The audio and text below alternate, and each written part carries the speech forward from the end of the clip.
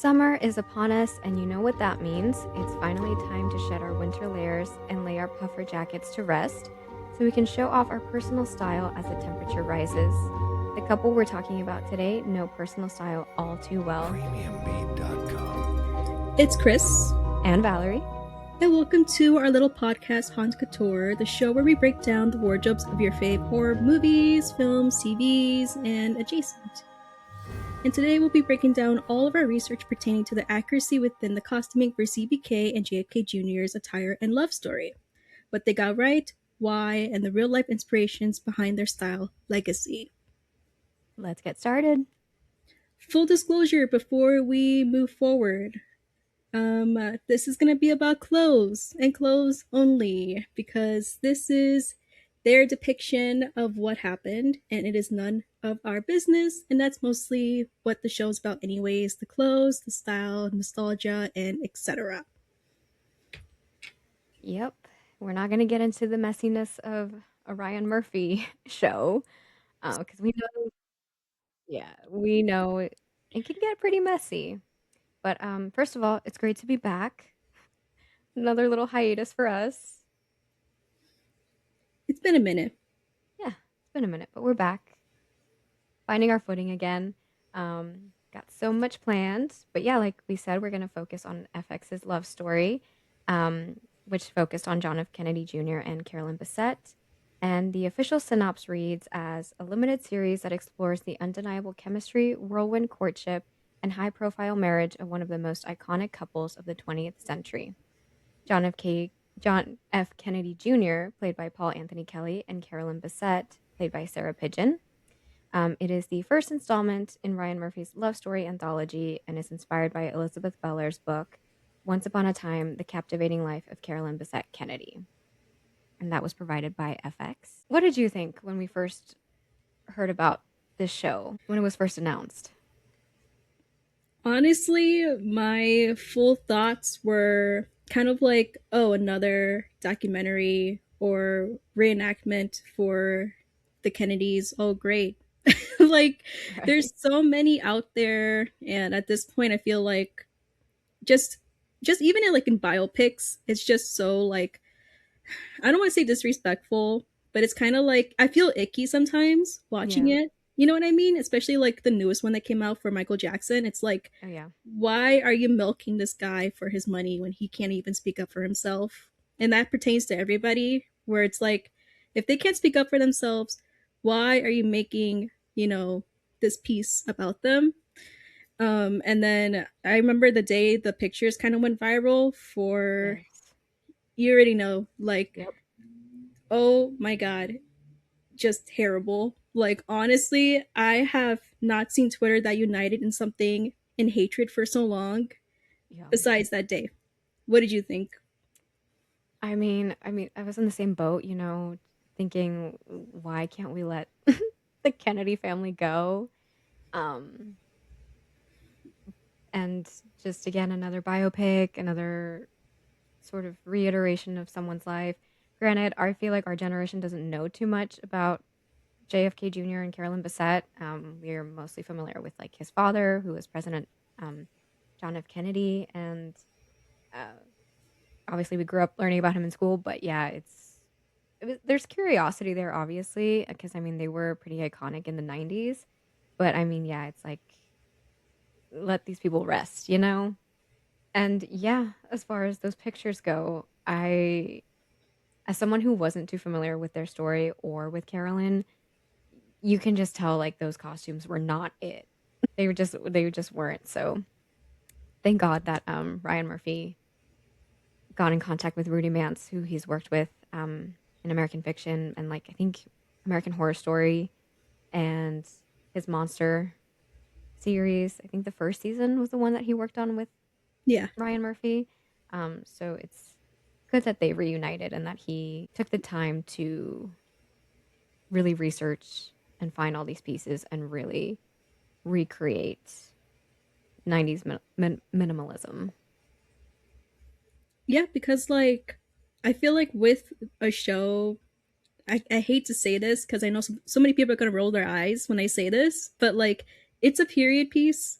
It Yeah. makes it sound old, but like it's kind of true. Like the clothes kind of is the framework for this type of like media. You know what I mean? Hmm. Like one wrong detail and it just, releases you from this immersive experience. Oh yeah. So it's important that they got the costumes like kind of historically accurate, especially for a couple that's known for their personal style. Like to me, when I saw those pictures, I was like, how could you do them so dirty? Oh Like yeah. when our moms and our aunties like know them for, their magazine inspired style. Yeah.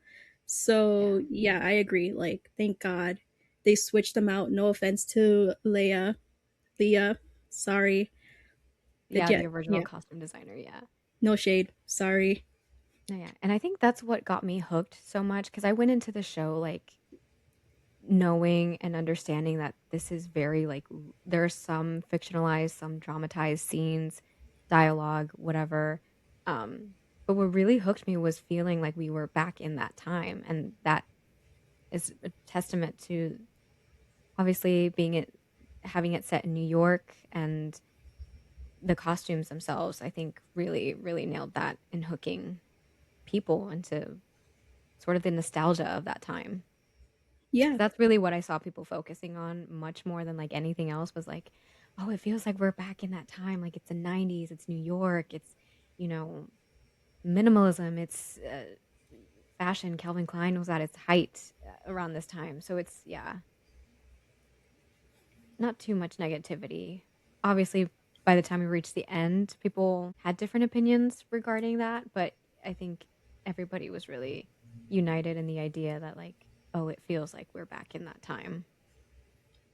Even the cinematography and the Yeah. color grading was so impressive. Like Yeah.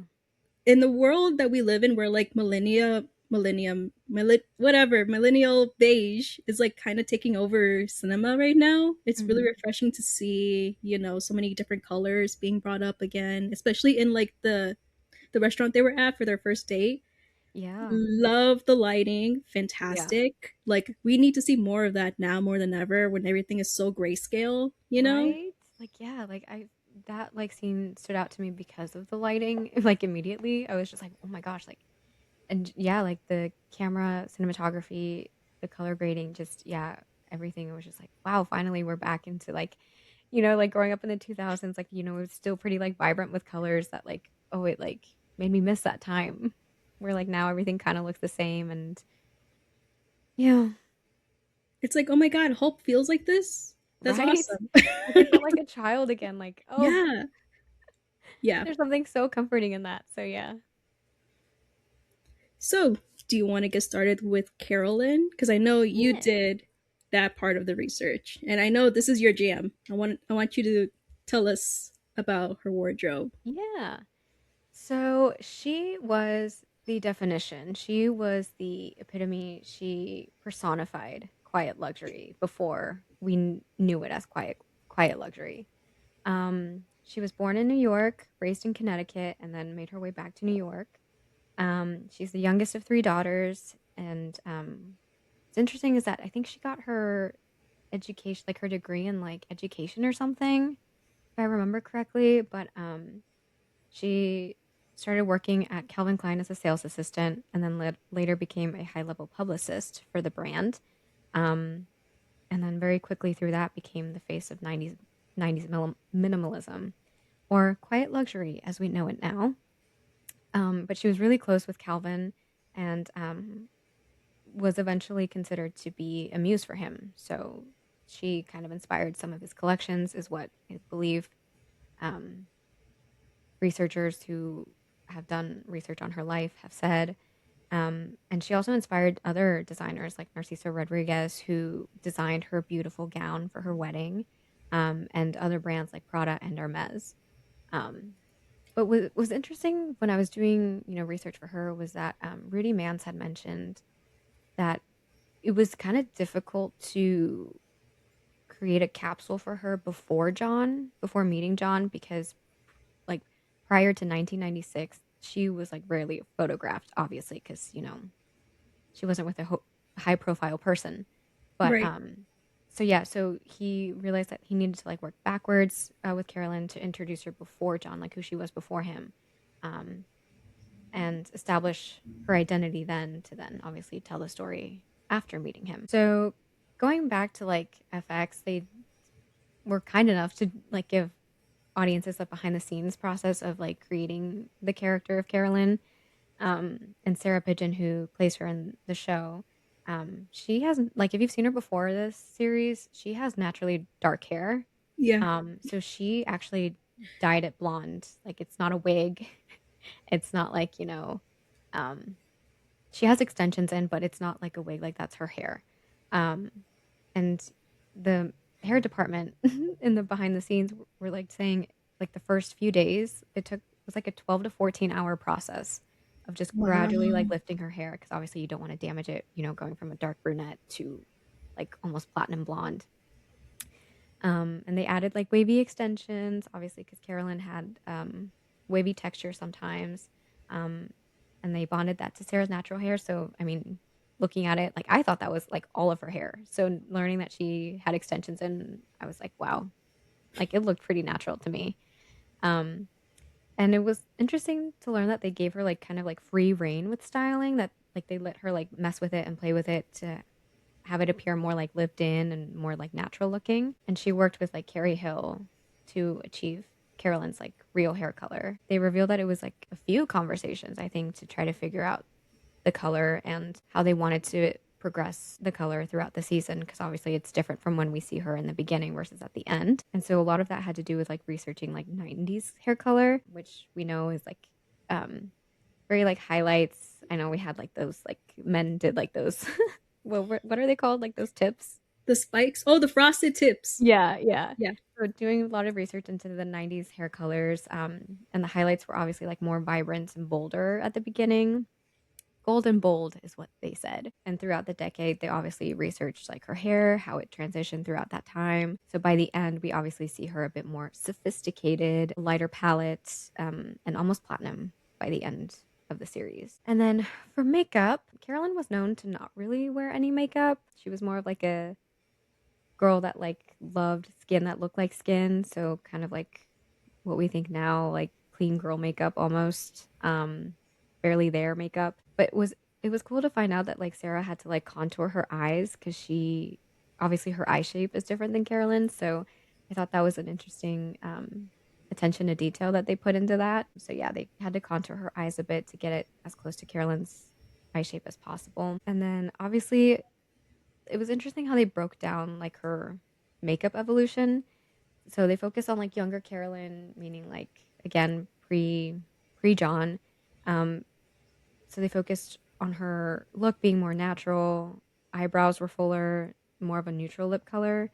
And then as she sort of got older and then entered the Kennedy family, um, her skin was a bit more covered, like more opaque. So you see more coverage, more of a matte finish, and obviously like the pops of red. Like she was known to wear a red lip every now and then. And then the brands that she used to frequent were MAC and Bobbi Brown, I believe. Yeah, that was really interesting to learn about the evolution and how much attention they paid throughout the decade, reaching up to what was it, 99, 97? Yeah, I think 99. Yeah. yeah. And then finally to her wardrobe, um, which again, when we saw those pictures come up, yikes, to put it mildly. Like Rudy said that they had about 7 people who were like fashion experts, academics, and like other professionals that they collaborated with to curate Carolyn's wardrobe. So they sourced original pieces from private collectors and vendors. They got access to archives, etc. And they even had their consultants like reach out to people via Instagram, and they went to like vintage stores to try and find some of these like original pieces. And it was funny because Mance said that like the holy grail piece that they like knew once they had this that like everything was really coming together was Carolyn's original Prada camel military coat that she was seen wearing often. He was like, yeah, once we got this felt like we were on the right track. So yeah, like we said before, Rudy, like I'm sorry, the costumes were atrocious. I am so sorry, but they were. And the internet rightfully ripped them to shreds. Because I mean, we saw like the paparazzi snaps, the screen test. Or was wearing Converse in one of those pictures, and I mean, you never saw Carolyn wear Converse. With a silk bias skirt. Exactly. Atrocious. I was Yeah. like, wow, not even Carrie Bradshaw will wear this, and that's saying something. Like, Yeah. this is not Tumblr. No, get this away. Exactly. So in like my head, I was like, so are we like placing this like how like true to this to their story are we being here? Because I mean, it's one thing to be loosely inspired by their love story and their style, but I mean, like this I mean, even just to fail the loosely inspired by idea, like you know you're on the wrong track. Um, so yeah, like when Rudy signed on, I believe he said he had about 4 days to rework the costume design, which is Whoa. crazy. Yeesh. Um, so yeah, we have to thank him for those original pieces from the 90s that like include like vintage Prada, Calvin Klein, Yamamoto, Valentino, Manolo Blahnik, and other brands, which he found through eBay, Etsy, Instagram, and obviously like other collectors. Which I thought Etsy was pretty crazy, but okay. Resourceful king, yes. Yes, exactly. But yeah, he said throughout his process, like he created mood boards for Carolyn's looks and did some major sleuthing to track down some of these pieces from her closet. And one of his biggest resources was the book CBK Carolyn Bessette Kennedy: A Life in Fashion by Sunita Kumar Nair, which I believe is like just like a book of photographs of Carolyn. And obviously, like you can see her style very well. And she's also pretty much an expert on her life. I think she has another book, if I remember correctly. So thanks to her and obviously Rudy's dedication to really bringing as much of Carolyn back as possible, like we have the show that we have now. And yeah, it was like pretty much what, that Prada camel coat and then some of the Yoji Yamamoto pieces, Rudy said, I think sums up Carolyn's essence and her style. Like if you were to pick two brands and then like a couple pieces from those brands, like those are the ones that like really, what's the word I'm thinking of? Captivate like who she was and like the style that she gravitated towards. And then he said that like oddly enough, like the hardest item to find was the men's Patagonia coat that Carolyn wears during like the infamous fight scene in the park, which he found on Japanese eBay. That's Just interesting. I didn't yeah. even know that. Yeah. I was like, okay, so he actually was like majorly sleuthing because what do you mean? When there's And a it's will, crazy there's to a way, okay? And it's he proved true. that. True, true. But it's crazy, like, you would think that maybe, like, one of those, like, higher end pieces would be harder to find, at least for me, but I mean, hey. And then another one of the items that was pretty difficult was one of the Prada handbags. I believe this was in an interview with Vogue. Like he said, quote, I thought we had every Prada bag that she ever carried, but then I realized that Prada one season released two versions of the same bag, but the top stitching on the handle was different. A week before filming, I was like, shit, it's not the right bag. Then somehow we found the right bag on Etsy from Ukraine. I didn't know if it was going to show up in time. I thought we'd have to use the ones which was close enough. And he's referring to the bag Carolyn was seen wearing after the honeymoon in front of their Tribeca apartment, where obviously like they were posing for paparazzi. And a little fun fact there, they had to recreate the brown boots because Carolyn's original pair didn't fit Sarah.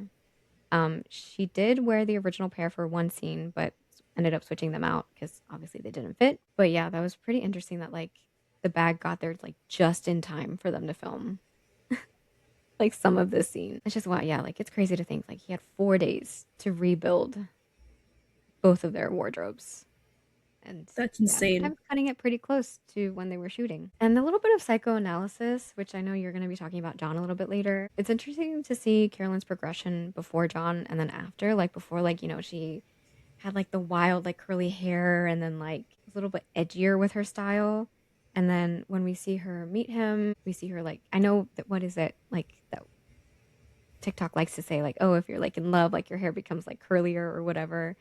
Um, this is pretty much the opposite. Like she like had straightened her hair and like it's almost like her wardrobe became a bit more guarded.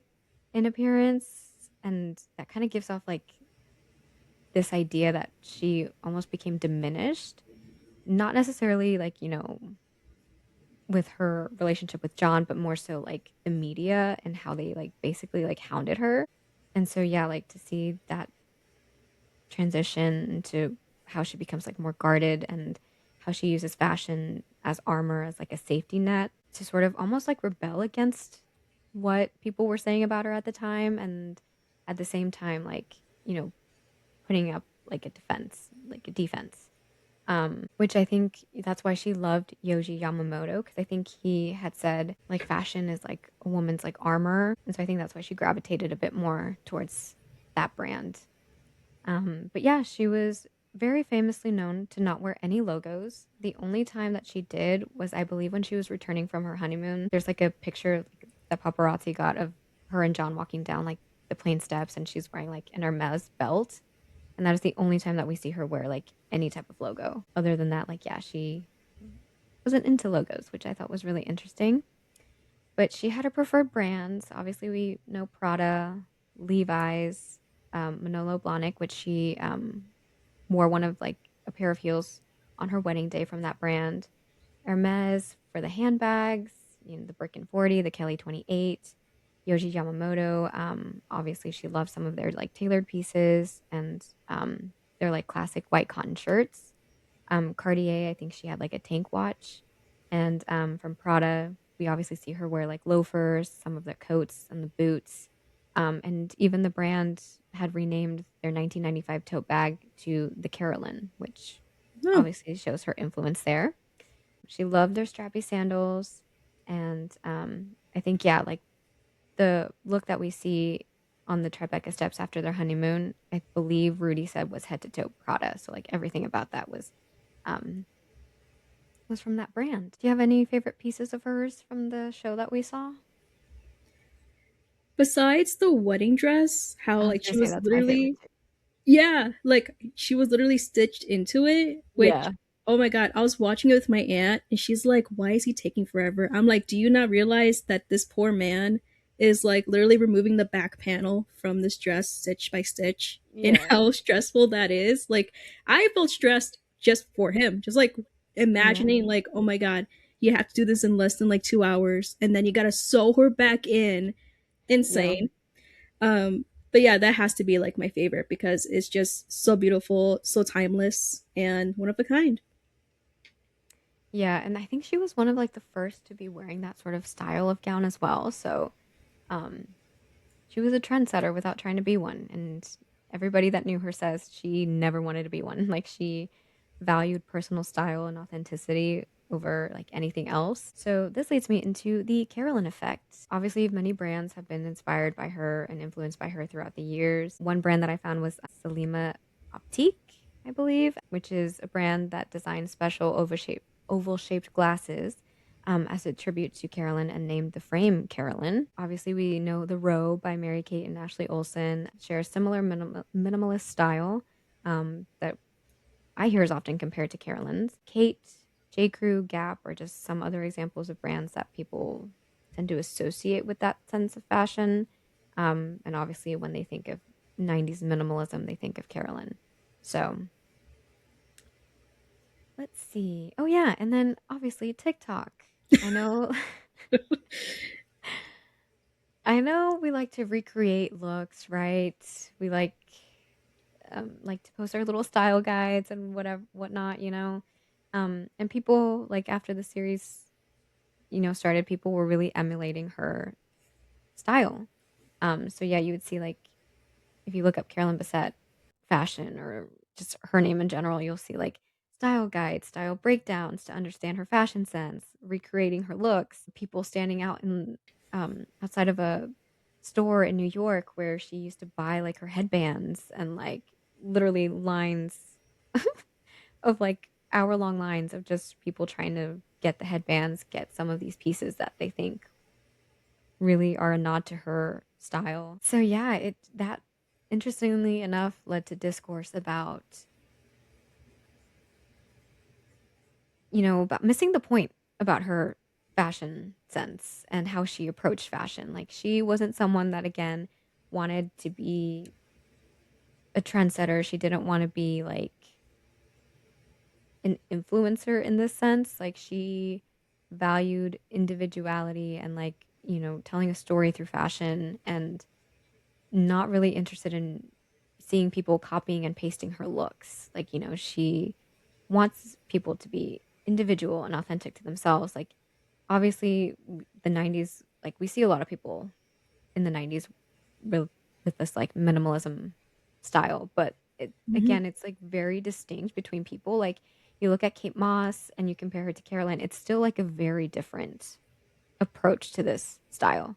So, yeah, like we're not like, I'm not saying like don't say like you're inspired, like don't take inspiration from her, but like don't just like grab all these pieces that look similar to her to like, recreate, like add your own twist to it. Cause yeah. But if we do want to recreate her style, she did have like must have items that were in her capsule. And that was the tortoiseshell headband, oval sunglasses, pearls or minimal jewelry. Like she was known to not really wear any jewelry, black leather handbag, or a classic loafer. And it was interesting because there's a deleted or cut scene from the show where you see Sarah as Carolyn walking down the streets of New York. And then suddenly, like, you see all these extras dressed exactly like her, which I thought was so interesting. And I don't know why they cut it because I think that would have been a great nod to what we were seeing on social media with people like recreating her looks, having like the headband, like what is it called? Like having like the wrap on your head or like again the headbands, the oval sunglasses, the jeans, like, I thought that would have been really cool to keep. But I don't know. I'm not an editor, so I don't know why they cut that. No, I agree. Like, I did not know this. This is your jam. It's not my territory. I agree. I think this would have been really cool. And I think it would have added a little bit more of a horror aspect, if you will, because Mhm. in my, I guess you can say, perception of this series so far, it Mhm. kind of does play out as a horror story because it glamorizes so much of what actually happened.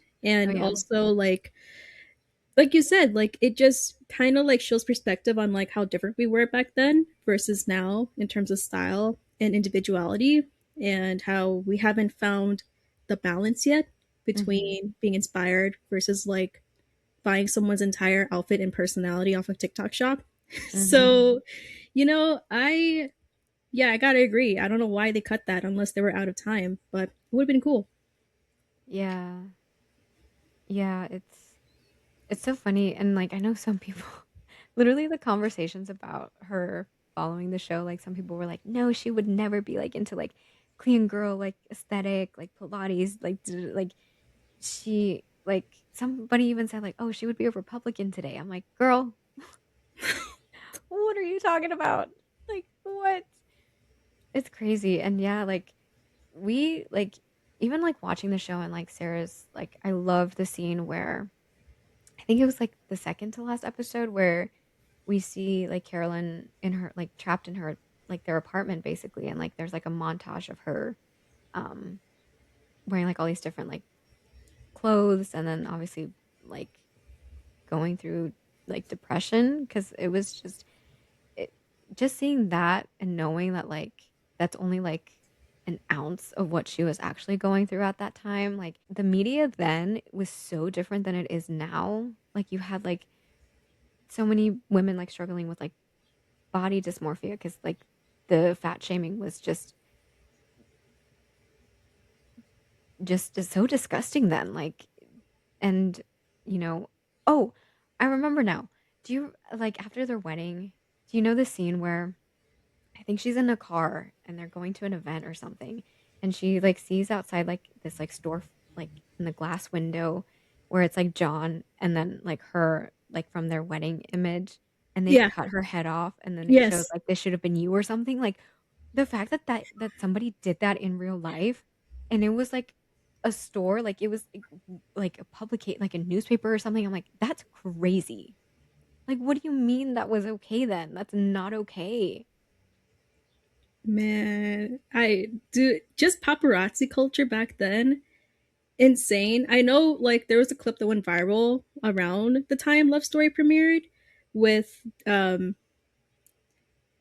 CBK on the beach and Hmm. then John running after the Oh photographer. yeah. And people were like, oh my God, why would he do that? I'm like, you guys have no idea how terrible it was back then. Like, this is just like the tip of the iceberg. Like, it was bad, really, Yeah. really bad. Like, you could not go to the airport at all. Like, if you want to travel, good luck to you. If it's like she was basically like Princess Diana, but like the American version almost. Cause like that's how hounded she was.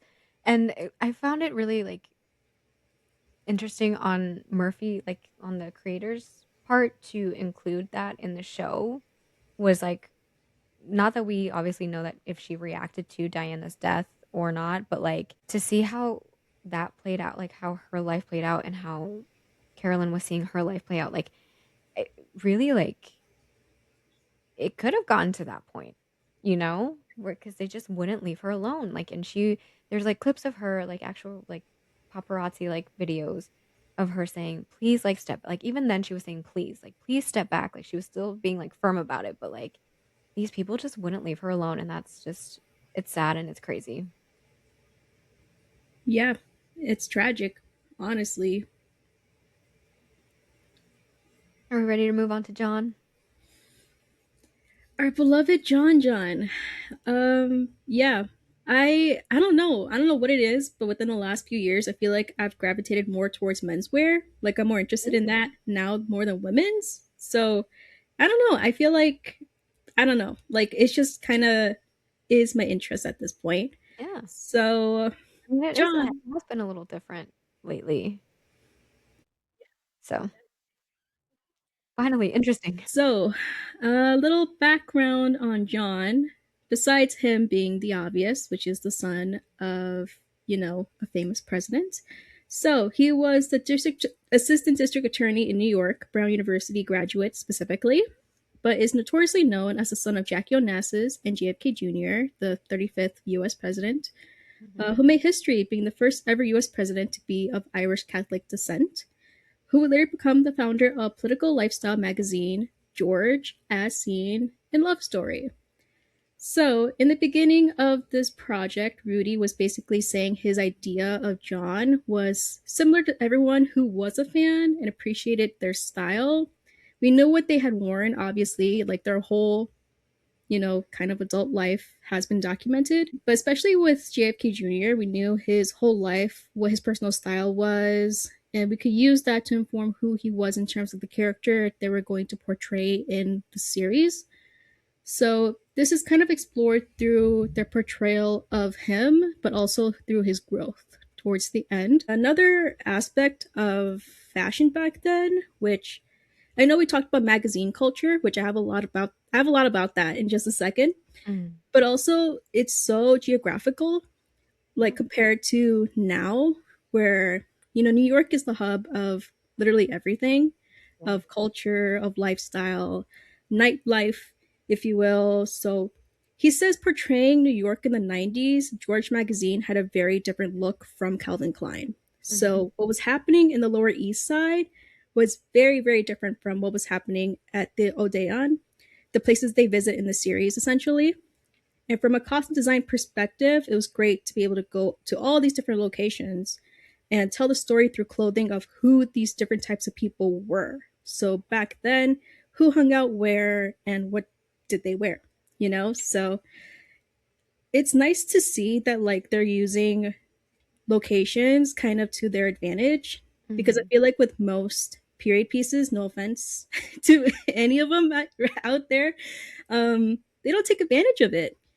So I really do appreciate Rudy for doing that because again, like location plays such an important role as much as costuming for portraying these people. It was very important for these pivotal moments of their life to be accurate because so much of it again was documented, like the fight in the park, for Hmm. example. So they had to get everything down to the littlest detail. So some of the biggest Easter eggs that you'll probably notice if you rewatch the series is CBK and JFK wear each other's clothes quite often.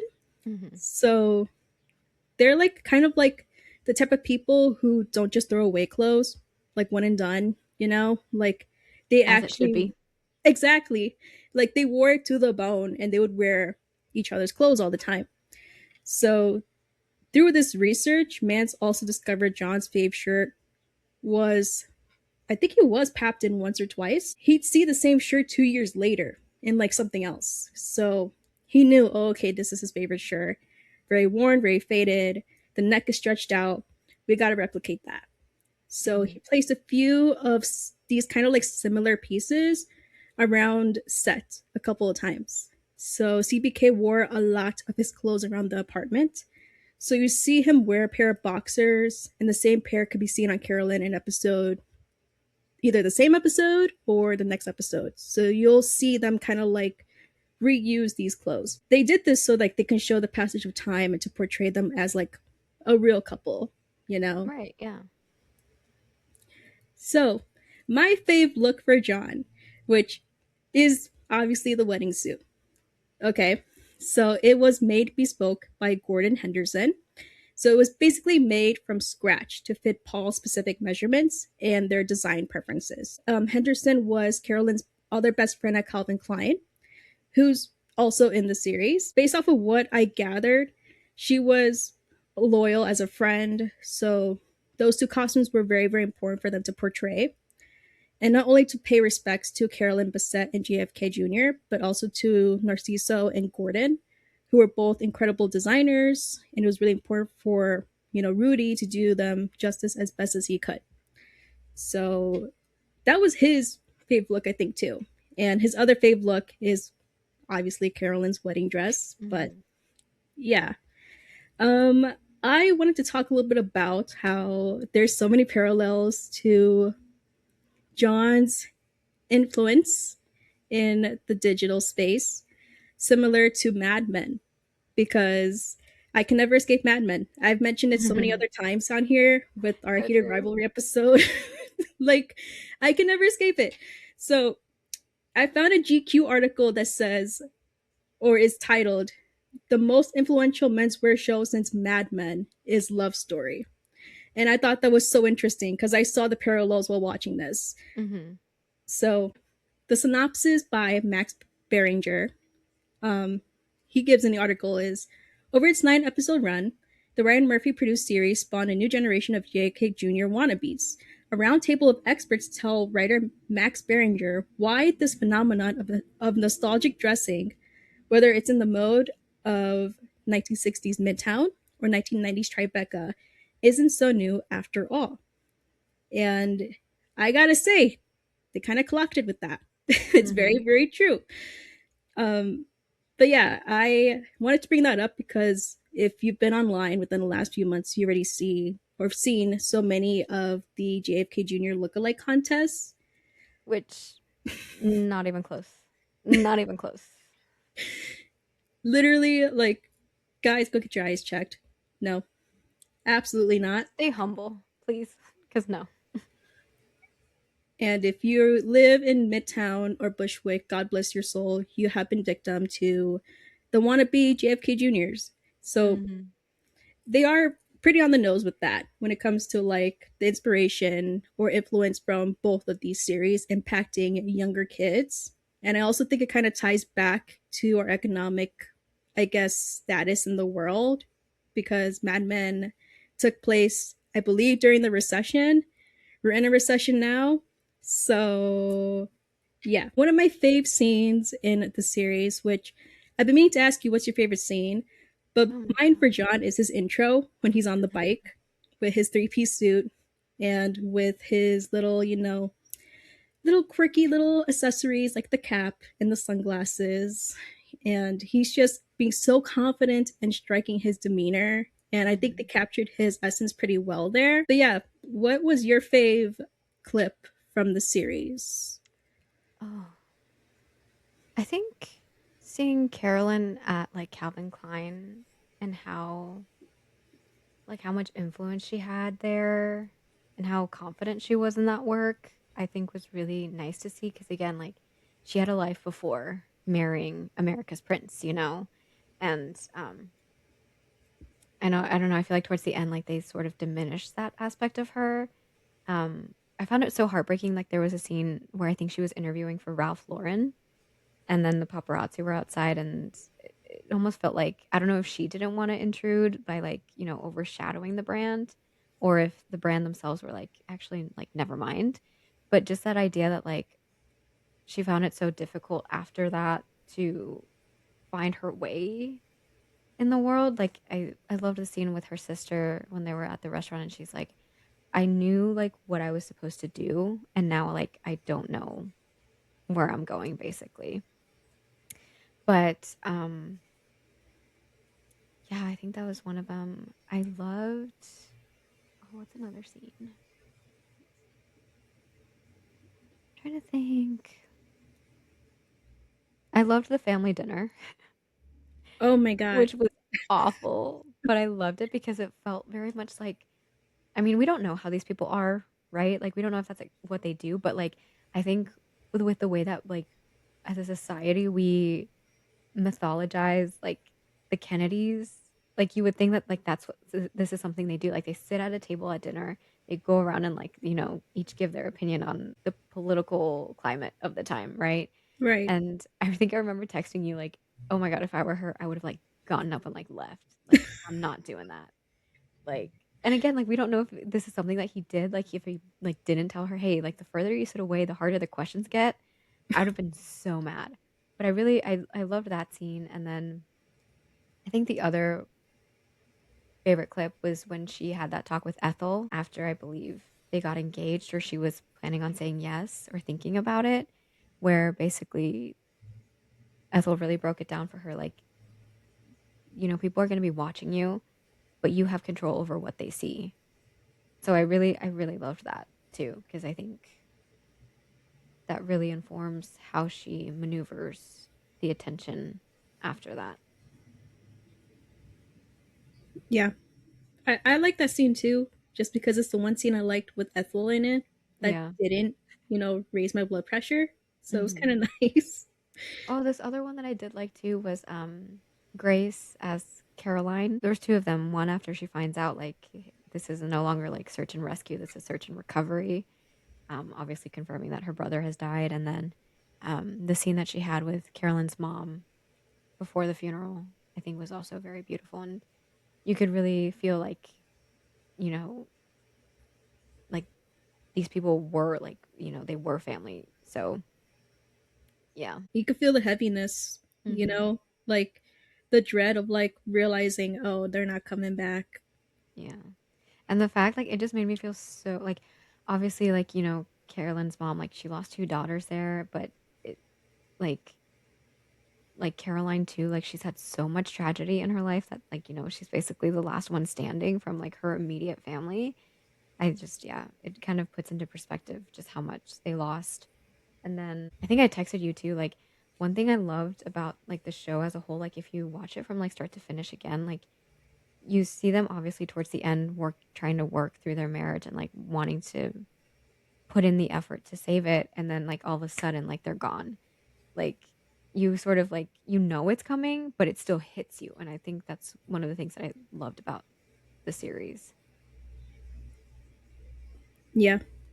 Just like, I don't know, it makes you appreciate life a little bit more. Like when you Hmm. put it in that perspective, it's like, oh yeah, anything could happen like any second. Yeah.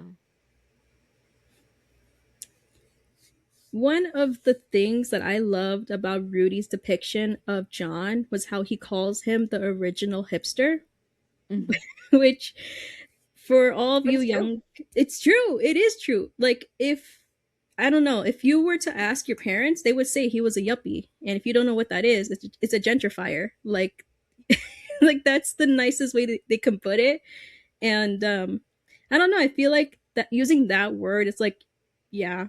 Yeah, like for those who don't know, if you're too young, it's like think about like indie guys, essentially that, But he has Armani suits instead of the pretentious Rick Owens wardrobe, basically. So with John, it was so interesting how you said with Carolyn, she kind of like is compressed throughout the season. instead of being more expansive like she was before meeting John. With him, it's the opposite. Like, the more he kind of like, I guess, accepts or fulfills this, prophecy he has for himself, Mhm. he starts like becoming bigger. His suits become larger. It's kind of like he's trying to fit into his dad's literal footsteps. The more stressful the situation, the bigger and more structured his power suits look. So, from the shoulder pads to the tailoring to being more precise, creating a more broad silhouette, which was very popular back then. And it's basically a manifestation of his defensiveness. Another way you can kind of interpret this too is that his relationship with Carolyn progresses and he starts reflecting on his trauma and, with his father and expectations that have been laid before him by his family, by the public, by media. You know, he starts feeling smaller. He starts feeling like, oh, I can't amount to be this type of person. And, it kind of does, at some points you kind of see in the show that he is emotionally stunted and he Mhm. kind of like regresses back to a kid. So Yeah. I think it's kind of interesting how like that is being manifested through these suits and how he is looking smaller and smaller. And he tries to consistently become his own person and create his legacy with George over and over again. Reality kind of settles in and conflict arises with Carolyn, and that's when he gets even more smaller. Um, it's like he never escaped living in his dad's shadow. And so the shadow Mhm. is what he's wearing, the silhouette of these suits. Similar to Carolyn, he comes from a very preppy, actual old money wealth that the kids on TikTok are trying to replicate so hard, which Yes. they can't. Combined with being super heavily enamored with New York culture, like he's always outside. That's one thing about John. He was always, outside, whether it be playing, with his friends or he was going to parties or going to restaurants. Riding He, his bike. yeah, the bike, like, you don't really see that nowadays when it comes to like even like influencers. Like, they kind of like scoff whenever you ask about public transportation or something. Meanwhile, this guy is like doing it like any other person. And I feel like that kind of adds to like them being this like royal family, Mhm. because of how relatable they were. It adds to like this magnetic essence that they had back then. And so, with that, obviously affected his style. And that's also another thing lots of people kind of forget when it comes to like finding their personal style. It comes from like where you're located, who you are as a person. Like, are you indoors, outdoors type of person? And, like your hobbies and your interests in like Canon paparazzi pictures. He's like always seen mixing and matching like the weirdest things respectfully, like corporate or like formal attire with more laid back elements like backwards caps, specifically ivy caps and sunnies. His style was kind of described by Culture magazine as being reckless and relatable. Mm. um, so this kind of does make him, you know, his style more timeless and simultaneously ahead of its time because he wasn't Mhm. afraid of blending these different aesthetics. He wasn't afraid to look goofy, respectfully. Like, he wasn't afraid to, like, kind of add his own flair to things. He loved sportswear. My favorite piece from him is the Guy Fieri flame shorts he wore back then, which no one talks about. Hello, iconic. And he was dressed very similarly to like athletes, which Mhm. is not discussed enough. I feel like a lot of people compare him to like actors back then. Bruce Willis. We had like, Robert Redford back then. But really, it was the athletes that were turning looks. I know you covered this in the Heated Rivalry episode, but I feel like that was the one main thing that really did inspire menswear back then was Oh. the like athletes and even the coaches, what they were wearing on and off the courts. I found a really cool excerpt from this Trends of the Times article called When Basketball Coaches Dress to Win, and where they emphasize how stylish choices weren't rooted in vanity, but instead excellence, quote unquote. So, tailored suits, ties, and crisp button downs, coach style then was a far cry from today's casual sideline looks, Back then, coaches turned the sideline into their office, a place and position worthy of respect. I reposted this on my TikTok if you guys want to see. There's actually a piece that they include in the article I saved on my Pinterest board for John. So culture for sure influences wardrobe 1,000%. And yeah, that's something that we kind of don't see anymore because magazine culture isn't really that big. I know you have your own Substack. You are a writer yourself. I know you can add a lot more to that conversation about how magazine culture is super important now more than ever and how different it is now versus back then. He kind of did um also like allow his work to influence his style quite a bit. You know, like again, he worked in the magazine sphere. He worked with these people who depicted trends for like the next 5, 10 years, you know, like pretty powerful people. And many of John's outfits look like he literally jumped out of a magazine. Like he just looks like a J. Crew, Ralph Lauren, Yeah. Armani man. And I think that's why he was like remembered as this prince, like you called him earlier, you know, like he looked like the main guy in a romance book. Like that's just how he looked. And so looking back at like different covers, you know, on my Pinterest, great resource.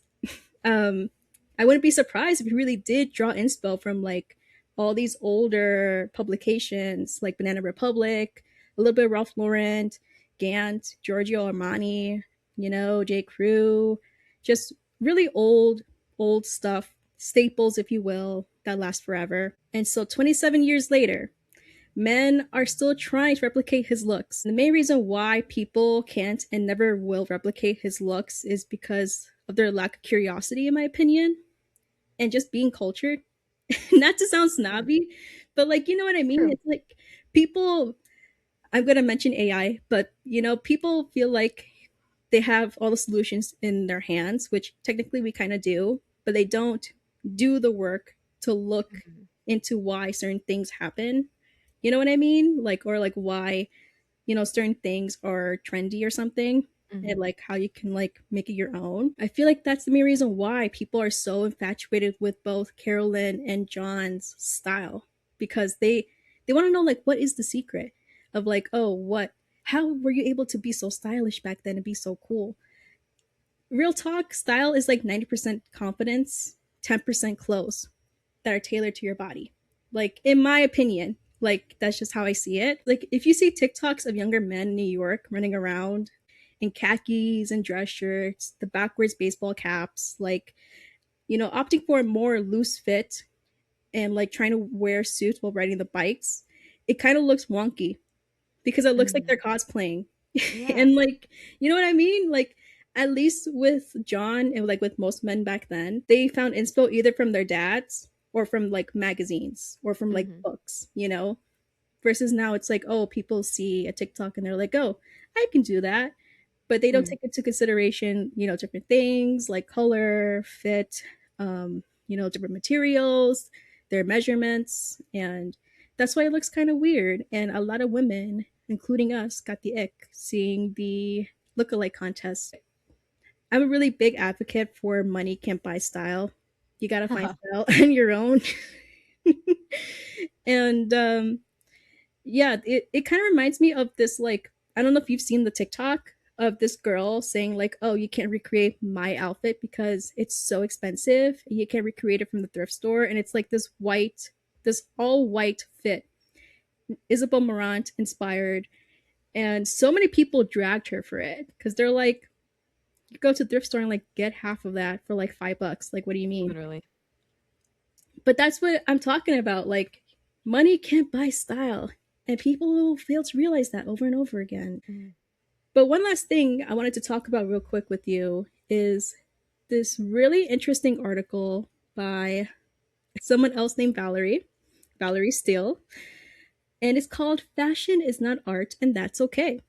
And this was published before the Met Gala this year.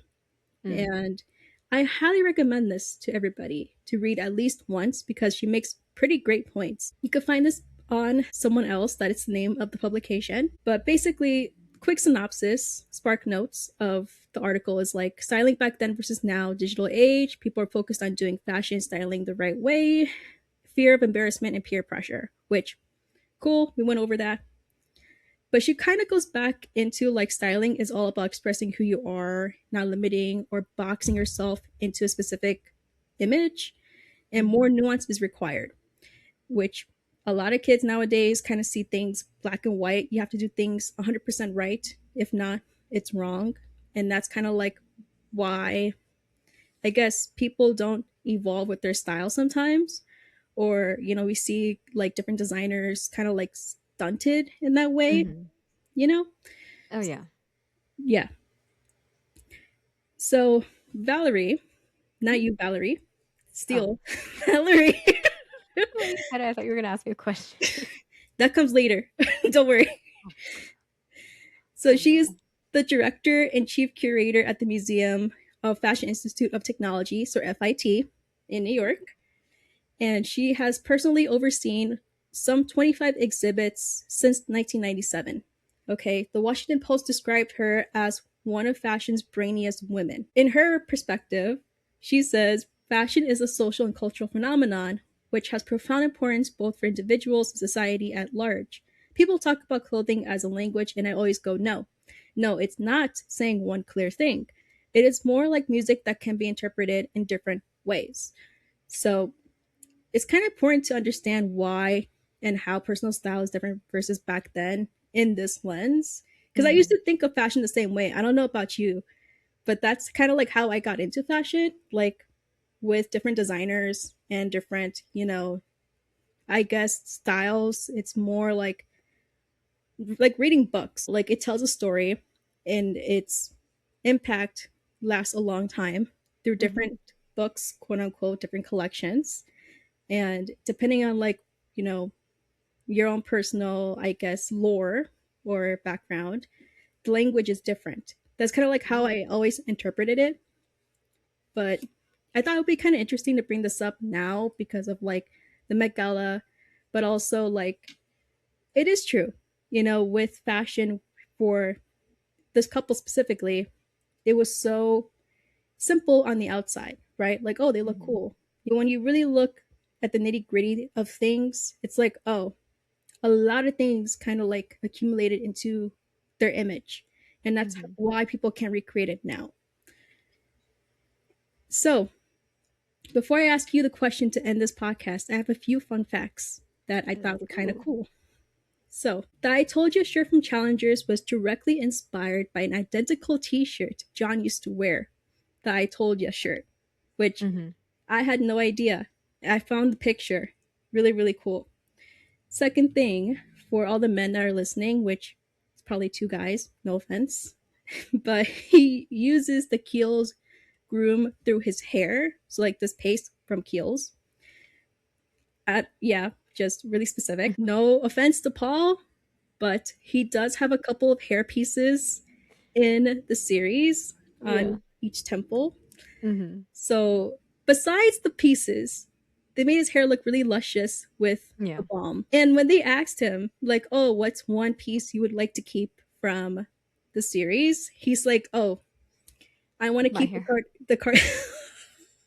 I want to keep the Cartier watch. And it's like so funny that you mentioned like the watch for Carolyn because I'm like, oh, he mentioned that. Like Mm-hmm. he had like a really similar watch and the wallet chain, which he does have. He has the wallet chain. Did Yeah.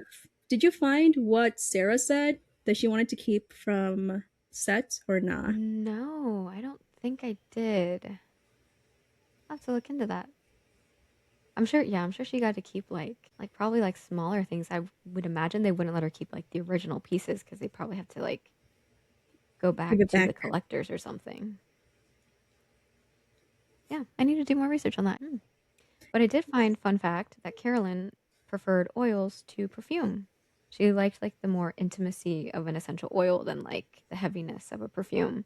And for those who want to know, she used to love the Abdul Karim Egyptian musk oil, which is more of like a skin scent, as it's described as, rarely found on eBay. And the original vendor passed away in 2023, but I'm sure you can find pretty sense now. But yeah, always go for an oil as opposed to a perfume. Now, to end our little podcast, I like to ask Valerie questions to bug her. So today's question is, what trend do you think should be over and done with? Think.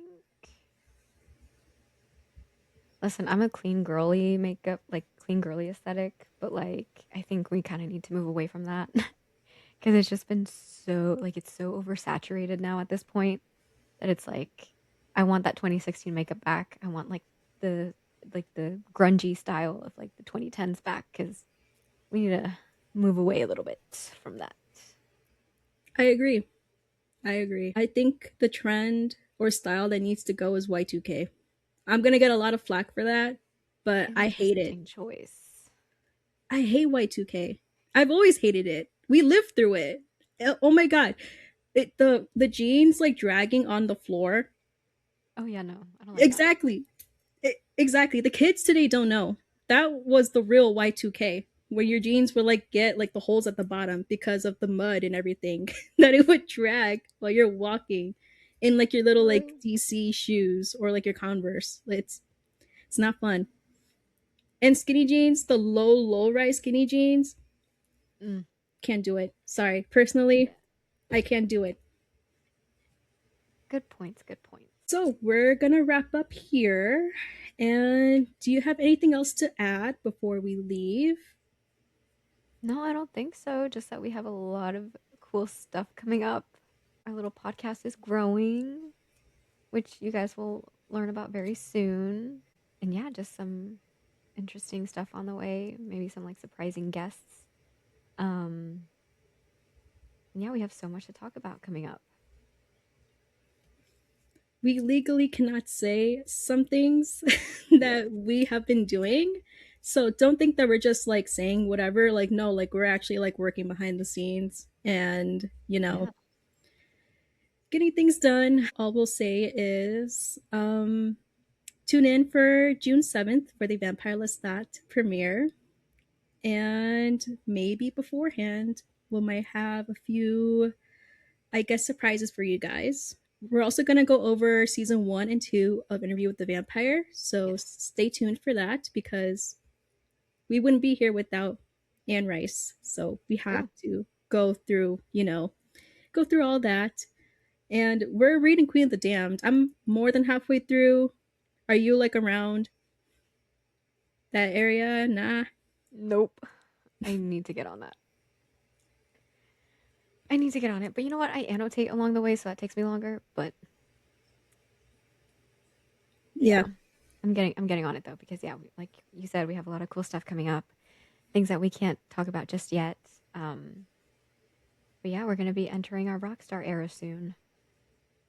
Oh, one more thing before we go. Not vampire related at all, but go see Obsession next week from Curry Barker. I'm gonna go see it tomorrow. I'm so excited.